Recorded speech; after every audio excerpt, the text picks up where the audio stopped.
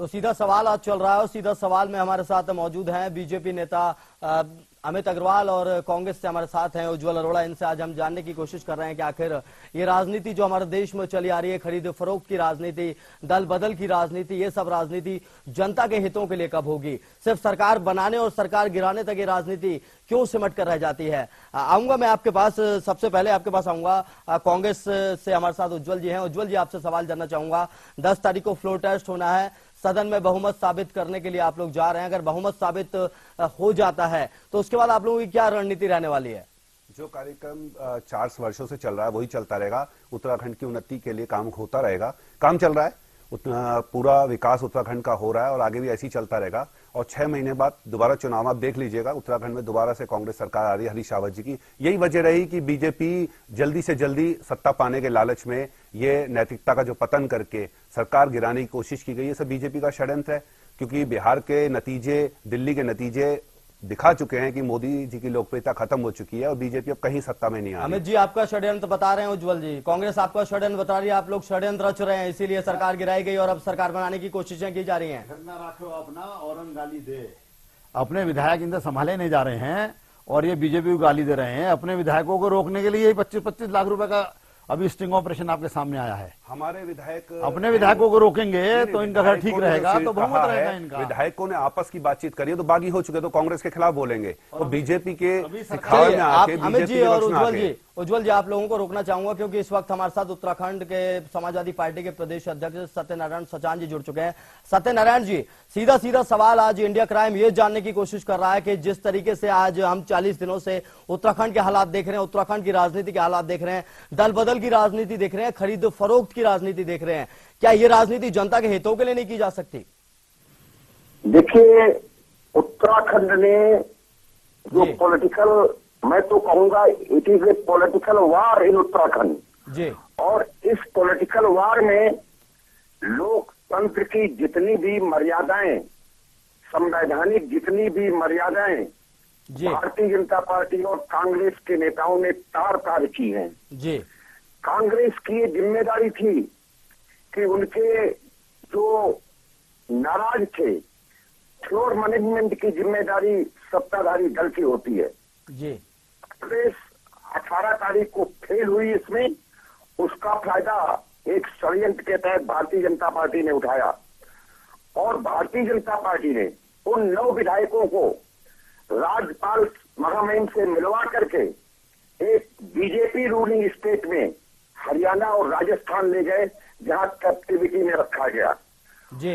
इससे बड़ी और शर्मसार बात जो 27 तारीख को हुई, 27 तारीख को अगर जरा भी केंद्रीय सरकार, केंद्र सरकार जो कैबिनेट की बैठक हुई जी, जिसमें राष्ट्रपति शासन लगाने की अनुशंसा की गई जी, अगर जरा भी उनमें संवेदनशीलता और उत्तराखंड को बचाने की ललक होती तो उस दिन कह देते कि अब विधानसभा भंग भी साथ साथ की जाती है राष्ट्रपति शासन लगाने के साथ साथ। लेकिन विधानसभा भंग नहीं की गई, केवल राष्ट्रपति शासन की अनुशंसा की गई, अंततः राष्ट्रपति शासन लग गया। सत्यनारायण जी, सवाल दोनों ही पार्टियों पर है, दोनों ही पार्टियों पर सवाल है। एक तरफ आप कहते हैं बीजेपी की, जिस तरीके से आप बता रहे हैं कि बीजेपी शासित राज्यों में ले जाया गया, कांग्रेस के विधायकों को, 9 बागी विधायकों को वहां ट्रीटमेंट दिया गया। लेकिन अब कांग्रेस की अगर हम बात करें तो कांग्रेस के ही विधायक थे, अगर अंदरूनी ही कलह थी, अंदरूनी कलह ने कांग्रेस को बर्बाद किया है।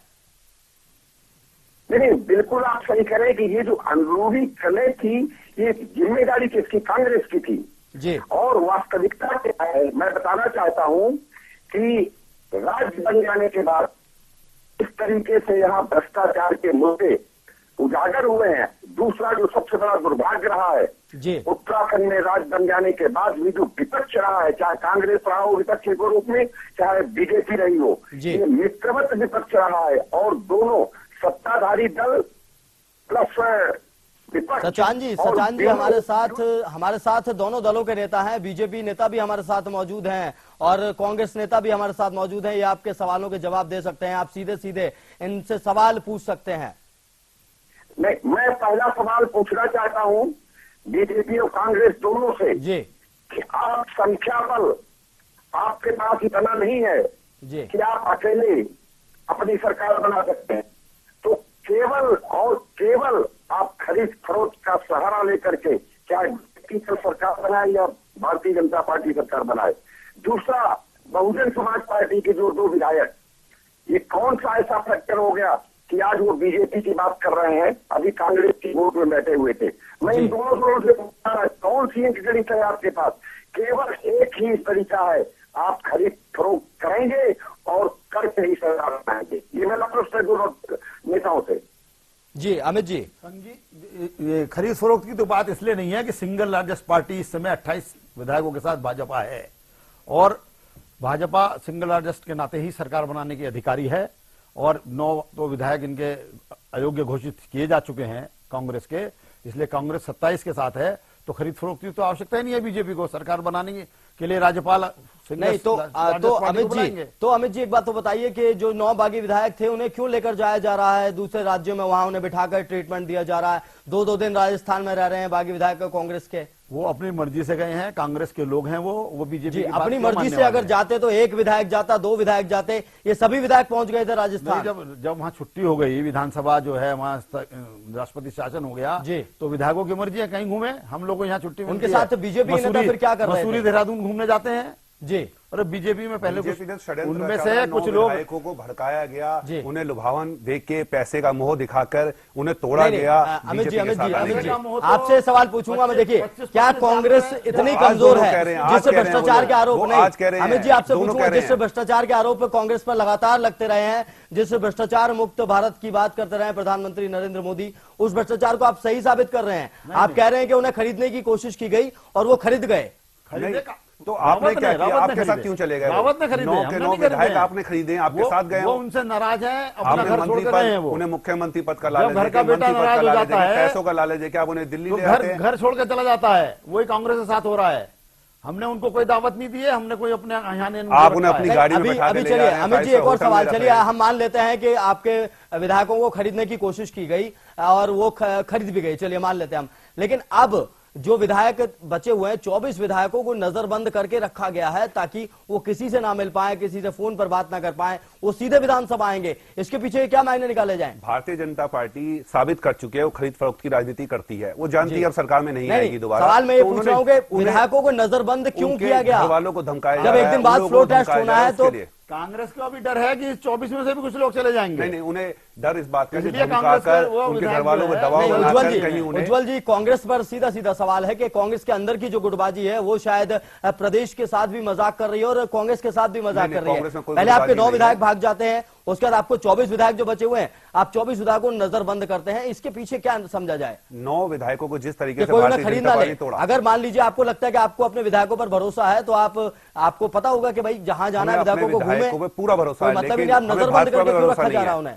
भारतीय मोदी पार्टी पे हमें पूरा भरोसा नहीं है, हमें अपने विधायकों पर पूरा भरोसा, हम जानते हैं, लेकिन फिर भी उन्हें धमकाकर, किसी सीबीआई का डर दिखाकर, किसी भी तरीके से उनके घर वालों को परेशान करके उन्हें धमका के अपनी तरफ ना किया जाए, उनकी खरीद फरोख्त ना हो। सिर्फ इस वजह से अपने बचाव के लिए हम लोगों ने उन्हें नजरबंद कर रखा अपने साथ है। नजरबंद भी नहीं कहेंगे, वो अपनी इच्छा से हम लोगों के साथ कहीं पर है, अपनी इच्छा से अपने साथ है, अपनी इच्छा से हमारे साथ। और 24 लोगों को नजरबंद करने का कारण नहीं है, सीबीआई का उनके ऊपर कोई आरोप नहीं किया गया, उन्हें सिर्फ 24 लोगों पर सीबीआई का कोई आरोप नहीं है। उज्ज्वल जी भारतीय जनता पार्टी वो डर के मारे नहीं गए, कुछ नहीं पता कब किस चीज का डर एक बार उज्ज्वल जी और अमित जी आप लोगों को रोकना चाहूंगा, हमारे साथ संविधान विशेषज्ञ केटीएस तुलसी जी जुड़ चुके हैं, उनसे बात करेंगे। तुलसी जी से मैं सीधा सवाल ये जानना चाहूंगा, तुलसी जी एक बात सामने निकल कर आ रही है, बीजेपी अपनी तरफ से पूरी कोशिश कर रही है उत्तराखंड में सरकार बनाने की, कांग्रेस भी बहुमत साबित करने के लिए पूरे तरीके से तैयार है। अगर कल विधानसभा में फ्लोर टेस्ट के दौरान बहुमत साबित नहीं हो पाता है तो आगे की स्थिति क्या होगी?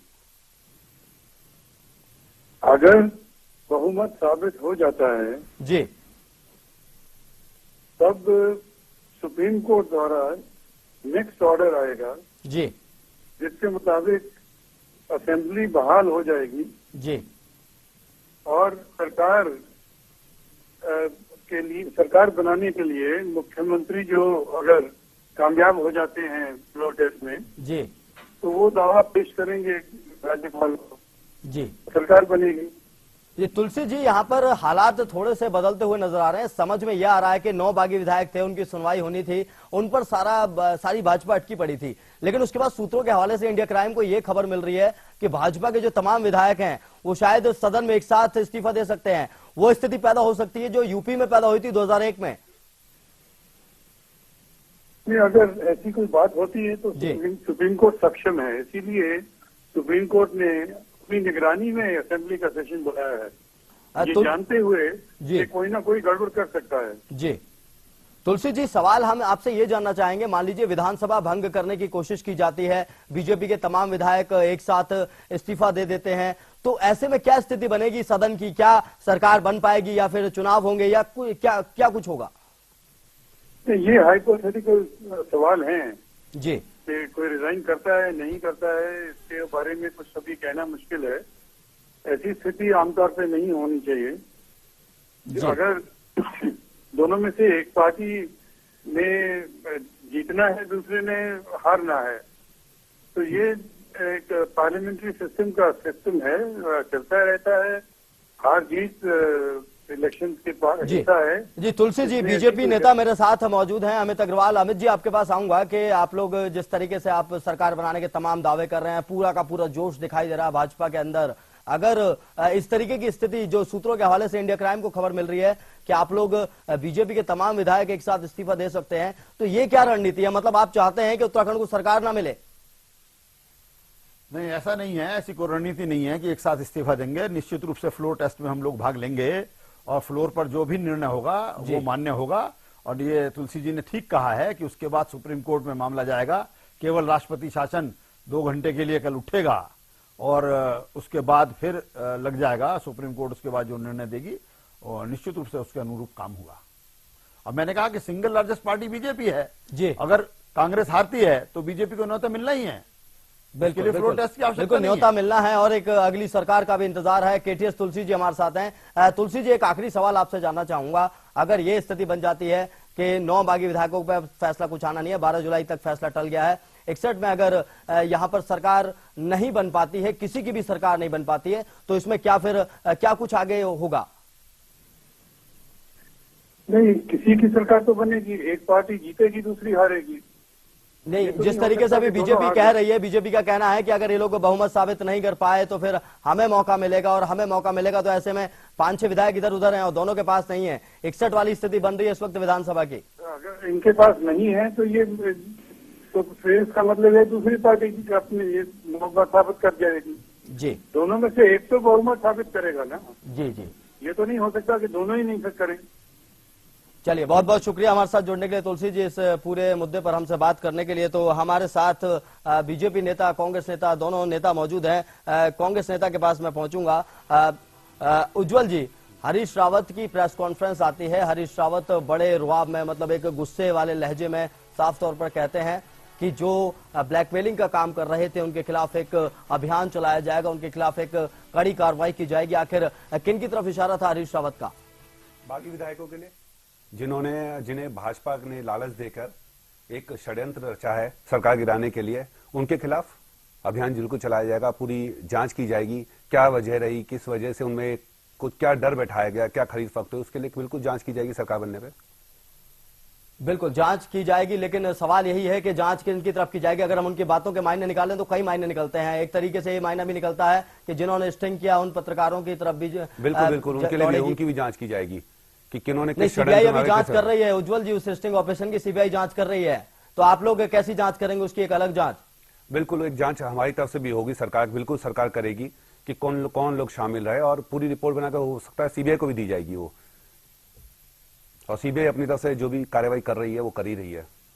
अमित जी, आपसे भी यही बात जानना चाहूंगा, आप लोग सीबीआई इन्वेस्टिगेशन कर रही है तो राज्य के इन्वेस्टिगेशन का कोई इसके अंदर प्रश्न ही नहीं होता है और कोई औचित्य भी नहीं है। और अपराधी थोड़ी जांच करेंगे। हरीश रावत अपराधी हैं और वो अपराधी साक्ष्य उनके खिलाफ हैं। स्टिंग ऑपरेशन बिल्कुल स्पष्ट उनके सामने जो उनके हैं तोड़ मरोड़ और के पेश खुद किया माना गया है है। स्टिंग कि ऑपरेशन मैं तोड़ मरोड़ उपस्थित हूं उसके नहीं अंदर, खुद उपस्थित माना थे, है। लेकिन बातचीत को तोड़ मरोड़ के नहीं काट है। करके पेश किया सीबीआई गया है। अपने आप इसको देखेगी कि भाई वो नहीं, मैं आप दोनों से एक ही सवाल पूछना चाहूंगा। एक तरफ खरीदने वाले हैं, एक तरफ बिकने वाले हैं, एक तरफ कांग्रेस है, एक तरफ बीजेपी है। एक बात बताइए मुझे, आप मंत्री पद का लालच देते हैं बीजेपी कांग्रेस के विधायकों को, वो बिक जाते हैं, उसके बाद फिर वो खुद डील रखते हैं हरीश रावत के सामने कि मुझे एक मंत्रालय दे दो, मुझे एक या तो राज्यसभा भेज दो। ये कैसी राजनीति कर रहे हैं आप लोग? ये भारतीय जनता पार्टी की ओछी राजनीति है जो शुरुआत भाजपा ने करी है कि भाजपा को दिख गया है कि अब उत्तराखंड में हमारी सरकार या कहीं भी सरकार नहीं आ रही है, तो सिर्फ एक सरकार बनाने की जल्दी और कि मुझे उत्तराखंड में सरकार बनानी है, ये खरीद फरोख्त की नई प्रक्रिया शुरू करी गई है, जो बहुत नहीं, ये गलत है। खरीद फरोख्त की प्रक्रिया, यही तो समझ में आता है। जनता को तो सब दिखाई दे रहा है ना उज्जवल जी, जनता सब देख रही है कि अगर कांग्रेस के विधायक बिक रहे हैं तो किस आधार पर बिक रहे हैं, और बीजेपी खरीद रही है तो किस आधार पर खरीद रही है। हमारे साथ एक मिनट आप लोगों को रोकना चाहूंगा, हमारे साथ जुड़ रहे हैं बीजेपी के महामंत्री उत्तराखंड से प्रकाश पंत जी, उनसे बात करूंगा। प्रकाश जी, कल सदन में बहुमत साबित करना है, क्या कुछ तैयारियां आप लोगों की? देखिए, माननीय सर्वोच्च न्यायालय के निर्देश पर माननीय हरीश रावत जी को ये निर्देशित किया गया है कि आप अपना बहुमत साबित कीजिए। और विषय यहाँ पर यही है कि 18 तारीख को जो विधेयक आया था, सरकार का कहना था, तत्कालीन सरकार का, कि विधेयक पास हुआ है, जबकि उस समय जो 67 की सदस्य संख्या थी उसमें से 35 सदस्यों ने खड़े होकर के कहा था कि ये विधेयक जो है हम इसका विरोध करते हैं। तो इसका सीधा तात्पर्य है कि उस समय वह सदन के अंदर विश्वास खो चुके थे, और इस बात को माननीय सर्वोच्च न्यायालय ने संजीदगी के साथ लेते हुए उन्होंने कहा कि आप सदन में विश्वास मत व्यक्त कीजिए, और इस विश्वास मत व्यक्त करने का काम माननीय हरीश रावत जी को करना है। 18 तारीख को भी जो घटनाक्रम हुआ है, जो प्रकरण हुआ है, उसमें वो घटनाक्रम भी कांग्रेस की अंदरूनी लड़ाई से सतह पर निकल करके आई। कांग्रेस के 9 सदस्य। नहीं प्रकाश जी, आप लोगों के ऊपर आरोप है, बीजेपी के ऊपर आरोप लग रहे हैं कि आप लोगों ने खरीदा है कांग्रेस के विधायकों को। अंदरूनी लड़ाई नहीं थी, आप लोगों ने लालच दिया है, तभी 9 कांग्रेस के विधायक भागी हुए हैं। नहीं, आरोप तो वो लगाए ना जिसमें कहीं कोई प्रमाण दे। अब आरोप तो माननीय जो हरीश रावत जी हैं, उनका स्टिंग ऑपरेशन हुआ, वो खरीदते से नजर आए। उसके बाद दूसरा स्टिंग ऑपरेशन हुआ, उनके एक माननीय विधायक ने कहा कि ये विधायक इतने में बिका, ये इतने में बिका, 12 विधायकों के नाम गिना दिए। अब ये आखिर खरीदने बेचने का सिलसिला कौन कर रहा है? बीजेपी के तो 27 विधायक हैं, एक हमारे निलंबित विधायक 28 विधायक है, हमें तो कोई खरीदने बेचने की बात कर ही नहीं रहा है। और ये जो 27 और प्लस 1 विधायक हमारे पास हैं, ये आज भी हमारे साथ हैं, भारतीय जनता पार्टी के निष्ठावान कार्यकर्ता हैं, इनको कोई खरीद बेच नहीं सकता। ये कोई भेड़ बकरी नहीं है जो इस तरह से बिक जाएंगे। अब रह गई बात कांग्रेस की, बहुमत कांग्रेस ने सिद्ध करना है, अपना कुनबा कांग्रेस ठीक करे, कांग्रेस अपने विधायकों को जो है क्या कहते हैं उनकी बगावत को शांत करे। ये प्रॉब्लम जो है कांग्रेस की है, भारतीय जनता पार्टी की नहीं है। और प्रकाश जी हमारे साथ कांग्रेस नेता उज्जवल हैं। उज्जवल जी आपकी बात का जवाब देंगे। उज्जवल जी, अगर आपने खरीद फरोख्त नहीं करी थी या बीजेपी ने हमारे विधायकों को लालच नहीं दिया था, तो क्या हुआ कि उन्हें दिल्ली में ले जाके 5 स्टार होटल में ठहराया गया, उनकी सेवा पानी की गई, क्यों की गई? फिर तो आरोप तो साबित हो रहा है। प्रकाश जी, कांग्रेस नेता उज्जवल जी हैं, वो सवाल पूछ रहे हैं कि अगर आप लोगों ने खरीद फरोख्त नहीं की तो कांग्रेस के बागी विधायकों को वीआईपी ट्रीटमेंट क्यों दिया गया, उन्हें होटलों में ले जाकर ठहराया गया, बीजेपी शासित राज्यों में उन्हें ले जाकर रोका गया? कोई प्रमाण है क्या इस बात का कि हम ले गए होंगे? नहीं, वो तो सभी मीडिया पे, सब चैनल्स पे है। प्रकाश जी, इस तरीके की खबरें आई थी और सभी मीडिया ने ये खबरें भी दिखाई थी कि कुछ बागी विधायक हैं जो राजस्थान में हैं, अरेस्ट कर रहे हैं।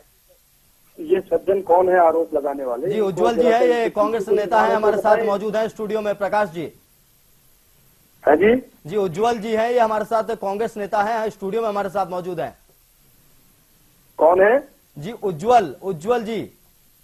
ये कौन है? क्या कौन? कांग्रेस नेता है। उज्जवल जी, आपका परिचय प्रकाश जी से एक बार करा दें। उत्तर प्रदेश कांग्रेस कमेटी का पीसीसी मेंबर हूँ। प्रकाश जी उत्तर प्रदेश कांग्रेस कमेटी के पीसीसी मेंबर हैं उज्जवल जी, और ये आपसे बात कर रहे हैं अभी। अगर इनके पास कोई प्रमाण होगा तो माननीय सर्वोच्च न्यायालय में लगा देना उस प्रमाण को। चलिए हम प्रमाण को साइड में रखते हैं, हम सीधे आपके पास आते हैं। प्रकाश जी, सीधे आपसे सवाल जानना चाहूंगा। 6 महीने से भी कम समय, 6 महीने 7 महीने का समय बचा है जब विधानसभा चुनाव होने थे, इससे पहले इतनी जल्दबाजी आप लोगों को क्यों है सरकार बनाने की? मैं अभी पुनः अपनी बात रिपीट करता हूं कि भारतीय जनता पार्टी का ये कोई इशू नहीं है, ये इशू तो कांग्रेस की अंदरूनी लड़ाई है, सत्ता पर निकल करके आई है। भाजपा ने केवल मत विभाजन की मांग की थी ताकि ये क्या है जनता भी देख ले, और वो मत विभाजन स्वीकार नहीं किया गया। मत विभाजन हुआ प्रकाश जी, लेकिन आपके बीजेपी आला कमान के नेता वहां देहरादून में मौजूद होते हैं, कैलाश विजयवर्गीय, वो भी मीडिया के सामने आकर कहते हैं कि हम बहुमत साबित करेंगे, हम सरकार बनाएंगे। अजय भट्ट की अगर हम बात करें तो वो भी कहते हैं कि हम जल्दी सरकार बनाएंगे। तो ये सब क्या माना जाए सबको?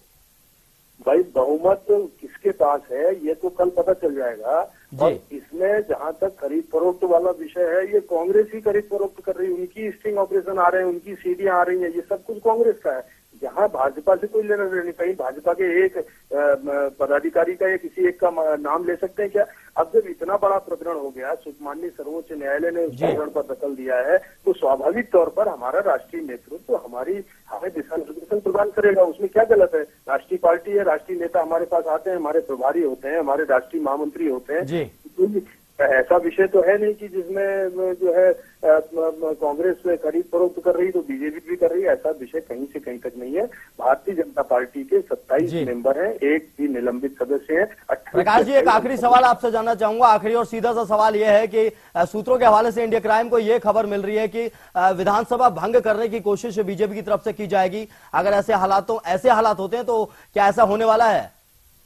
देखिए, ये सब प्रिडिक्शन करते हैं लोग, जो चाय की दुकान, पान की दुकान में चर्चा चलती है, और उस प्रिडिक्शन के आधार पर कोई जो है इस तरह के प्रिडिक्शन जो गली मोहल्ले के हैं, इनके आधार पर कोई उस सवाल का जवाब देना उचित भी नहीं। प्रकाश जी हमारे साथ कांग्रेस के प्रदेश अध्यक्ष किशोर उपाध्याय साथ हैं इस वक्त। किशोर जी, इंडिया क्राइम सीधा सीधा आपसे ये सवाल पूछ रहा है कि आप लोगों की जो रणनीति थी, जिस तरीके के आपके ऊपर आरोप लग रहे थे, तमाम सीडियां आई, दो स्टिंग सामने आए, अब विधानसभा में आप लोगों को बहुमत साबित करना है।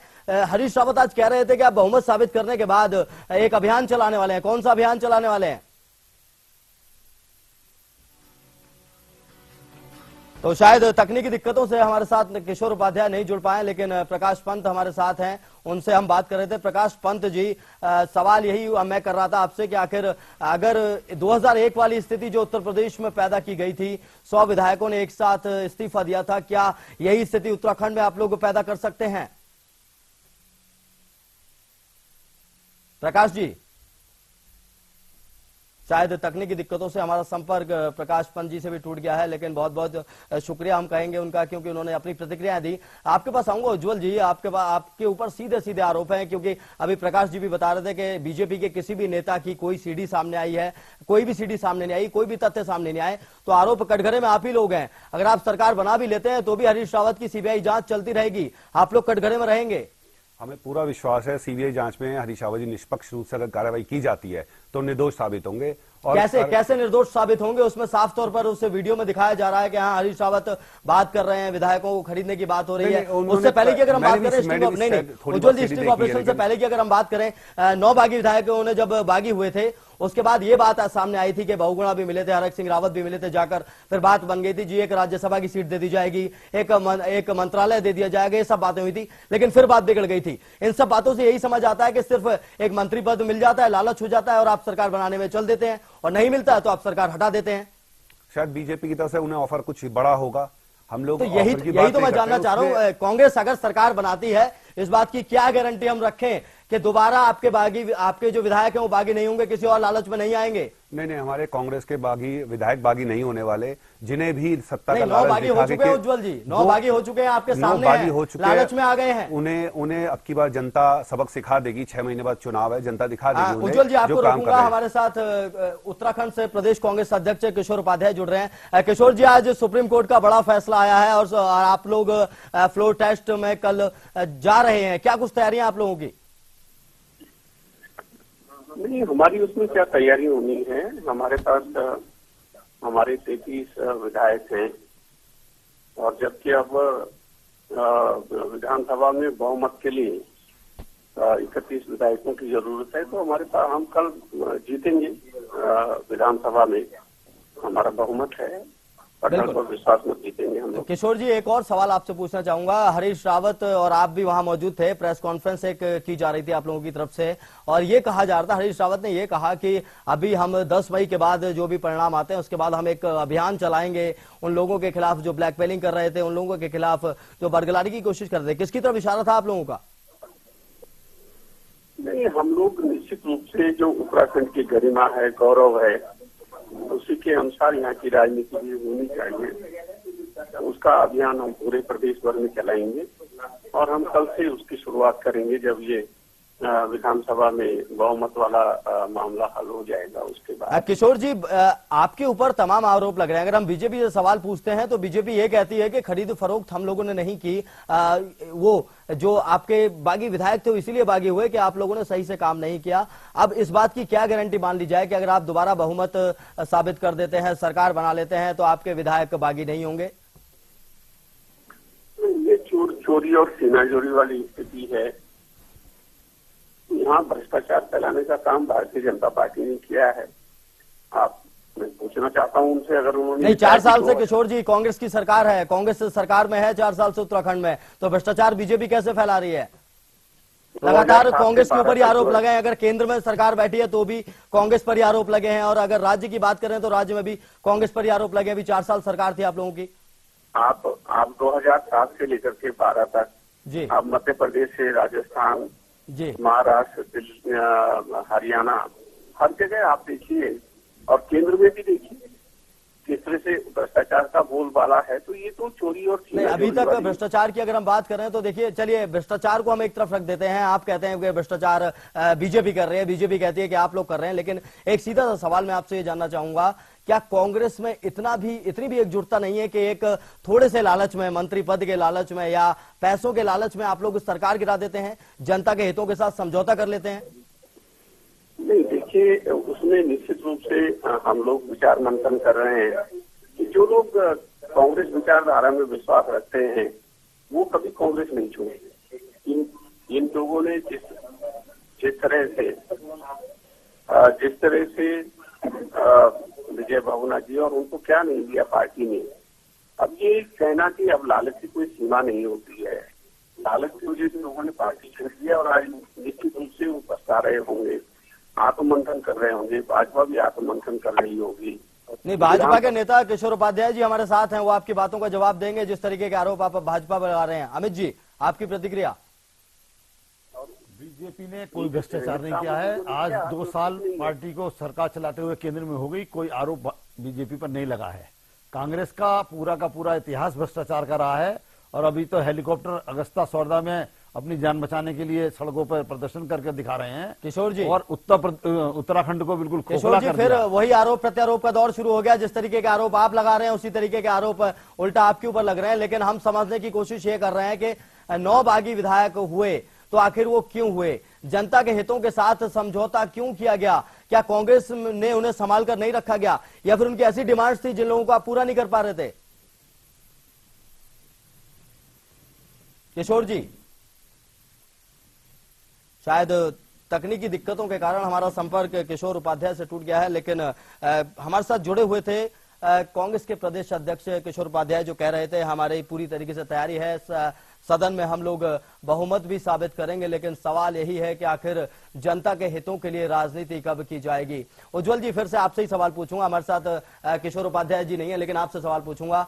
आपके 9 बागी विधायक आपके 9 बागी हो जाते हैं, ये ना मान लिया जाए कि आपके और विधायक भी आने वाले समय में बागी हो जाएंगे किसी भी लालच में आकर? हमारा कोई विधायक बागी नहीं होने वाला, और बाकी के 6 विधायकों का भी समर्थन में प्राप्त है, और कल बहुमत भी साबित हो जाएगा, आप देखिएगा। लेकिन जो भी प्रकरण हुआ है ये गलत है। भारतीय राजनीति हमने जो कुछ भी देखा, कलंक है ये। उज्जवल जी, हमने जो कुछ भी देखा, पूरे देश ने ये सब कुछ देखा कि एकदम से विधायक बागी होते हैं, फिर उन्हें मनाने का सिलसिला चलता है, ऑफर्स दिए जाते हैं, बात होती है, राज्यसभा सीट की बात होती है, मंत्रालयों की बात होती है। क्या यहीं तक आप लोग राजनीति कर रहे हैं, सिर्फ यहीं तक? जो बागी विधायक हुए उनसे बात करने की कोशिश की गई कि उनकी क्या लालसा है, क्या इच्छा है, लेकिन वो नहीं माने, क्योंकि उन्हें शायद कुछ बहुत बड़ा लालच ऐसा दिया गया था जो लोग लुभावन था, और वो उसकी तरफ बह गए। अमित जी, मैं आपको उदाहरण देना चाहता हूं। कल्याण सिंह जी की सरकार जब गिराई थी, रोमेश भंडारी थे, कांग्रेस की सरकार थी केंद्र में जी, और भाजपा की सरकार को गिरा दिया गया रातों रात, और एक दिन के लिए जगदम्बिका पाल जी जो आज खुद भाजपा में आ गए, उनको भी कांग्रेस संभाल कर नहीं रख सकी। और वो फ्लोर टेस्ट हुआ था, मतदान हुआ था, मैं भी उसके अंदर विधायक था जी, और मैंने भी मतदान किया था जी, स्पीकर के सामने।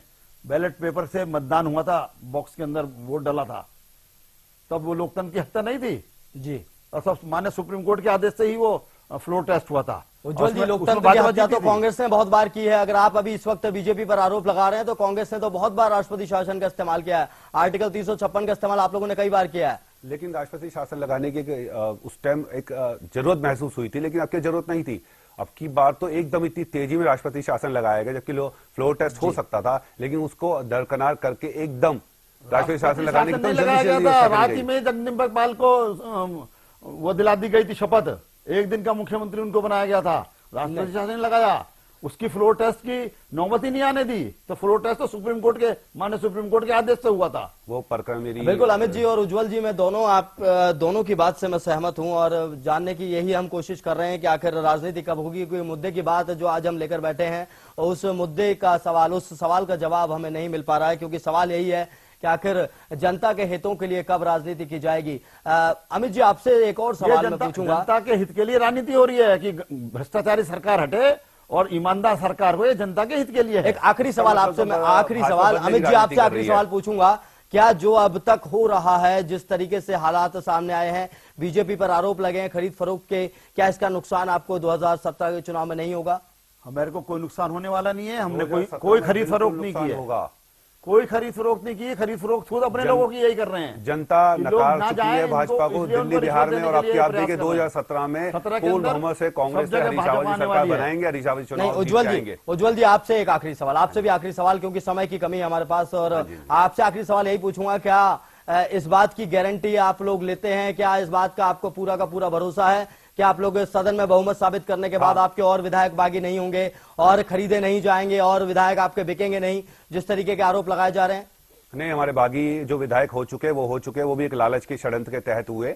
बाकी हमारे विधायक हमारे साथ है और पूर्ण बहुमत अगर हम लोग जीत के आएंगे और जनता दिखा देगी 2017 में कि पूर्ण रूप से हरीश रावत जी ने जो काम किया, हरीश रावत जी जो काम कर रहे हैं, पूर्ण रूप से कांग्रेस की सरकार दोबारा सत्ता में आएगी और अब की बार भारी बहुमत के साथ आएगी। चलिए, बहुत बहुत शुक्रिया आप दोनों मेहमानों का हमारे साथ जुड़ने के लिए। तो कांग्रेस से हमारे साथ थे उज्जवल और हमारे साथ बीजेपी से थे अमित जी, और इन दोनों से हम जवाब जानने की कोशिश कर रहे थे कि आखिर जनता के हितों के लिए राजनीति कब की जाएगी, जनता के हितों के लिए हम लोग डीलिंग कब करेंगे। क्या सिर्फ एक लालच में आकर एक विधायक किसी भी सरकार को गिरा सकता है? क्या सिर्फ अपने हित के लिए कोई भी सरकार गिराई जा सकती है? क्या अपने हितों के लिए जनता के हितों के साथ समझौता किया जा सकता है? आप सबने कार्यक्रम देखा और जवाब शायद आपको एक सटीक जवाब जो मिलना चाहिए ना तो कांग्रेस की तरफ से मिला ना बीजेपी की तरफ से मिला, लेकिन इंडिया क्राइम ये सवाल बार बार पूछता रहेगा, क्योंकि ये जनता का सवाल है, ये सीधा सवाल है। आज मेरे साथ सीधा सवाल में इतना ही। देश और दुनिया की तमाम खबरों के लिए आप देखते रहिए इंडिया क्राइम। नमस्कार।